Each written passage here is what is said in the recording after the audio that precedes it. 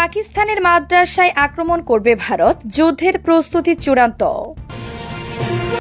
গাজায় ত্রাণ বিতরণ চুক্তির কাছাকাছি যুক্তরাষ্ট্র ইসরায়েল। রাশিয়ার ড্রোন হামলায় ইউক্রেনে আহত 50। জাতীয় নিরাপত্তা ঝুঁকি, হামাসের প্রতি লেবাননের কঠোর সতর্কতা।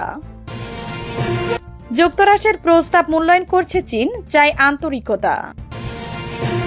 রোহিঙ্গাদের জন্য জামায়াতে রাষ্ট্র গঠনের প্রস্তাবে যা বলল মিয়ানমার। পাকিস্তানের মাদ্রাসায় আক্রমণ করবে ভারত, যুদ্ধের প্রস্তুতি চূড়ান্ত।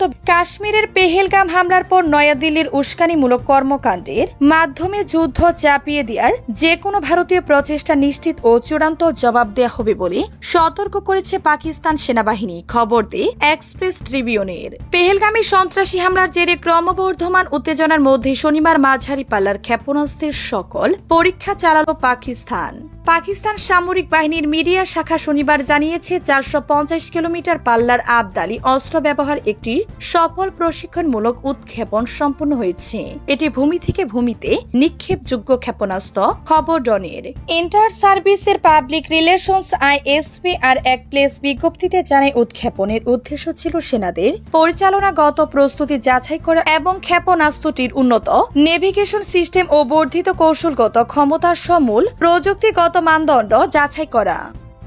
গাজায় ত্রাণ বিতরণ চুক্তির কাছাকাছি যুক্তরাষ্ট্র ইসরায়েল। অবরুদ্ধ গাজা উপত্যকায় হামাসের নিয়ন্ত্রণ ছাড়াই ফিলিস্তিনদের কাছে মানবিক সাহায্য বিতরণ নিয়ে যুক্তরাষ্ট্র, ইসরায়েল ও একটি নতুন আন্তর্জাতিক ফাউন্ডেশনের প্রতিনিধিরা একটি চুক্তির কাছাকাছি পৌঁছেছে।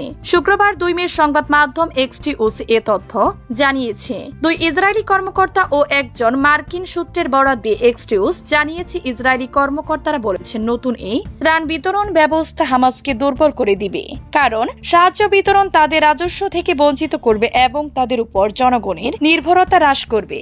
এই নতুন সাহায্য বিতরণ উদ্যোগের কার্যক্রম পরিচালিত হবে একটি আন্তর্জাতিকভাবে নিয়ন্ত্রিত ফাউন্ডেশনের মাধ্যমে, যা নেতৃত্বে থাকবেন মানবিক কর্মীরা।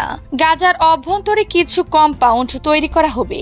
বেসামরিক নাগরিকরা প্রতি সপ্তাহে একবার সেখানে যেতে পারবেন এবং প্রতি পরিবারের জন্য পর্যাপ্ত সাহায্য প্যাকেজ নিতে পারবেন। মার্কিন প্রেসিডেন্ট ডোনাল্ড ট্রাম্প ইসরায়েলি প্রধানমন্ত্রী বেনিয়ামিন নেতানিয়াহুকে ফিলিস্তিনি উপত্যকায় খাদ্য ও ঔষধ সরবরাহের অনুমতি দেওয়ার কথা বলার প্রায় এক সপ্তাহ পর এই প্রতিবেদনটি প্রকাশিত হয়েছে। রাশিয়ার ড্রোন হামলায় ইউক্রেনে আহত 50।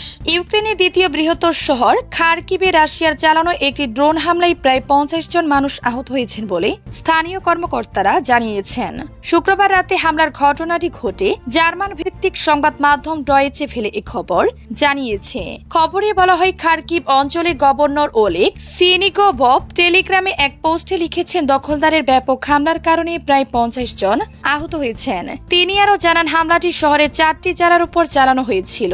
সিনিগোভভ বলেন, বিভিন্ন জায়গায় আগুন লেগে গেছে, আবাসিক ভবন, বেসামরিক অবকাঠামো এবং গাড়িগুলো ক্ষতিগ্রস্ত হয়েছে। শহরের মেয়র ইহর টেরেকভ জানায়, ড্রোন হামলাগুলো শহরের 4টি গুরুত্বপূর্ণ জেলায় 12টি স্থানে আঘাত আনে। খারকিভ শহরে দেশের উত্তর পূর্ব সীমানা থেকে মাত্র 30 কিলোমিটার দূরে অবস্থিত এবং 2022 সালের ফেব্রুয়ারিতে রাশিয়ার পূর্ণমাত্রার আগ্রাসনের পর থেকে শহরটি হামলার লক্ষ্যে পরিণত হয়েছে।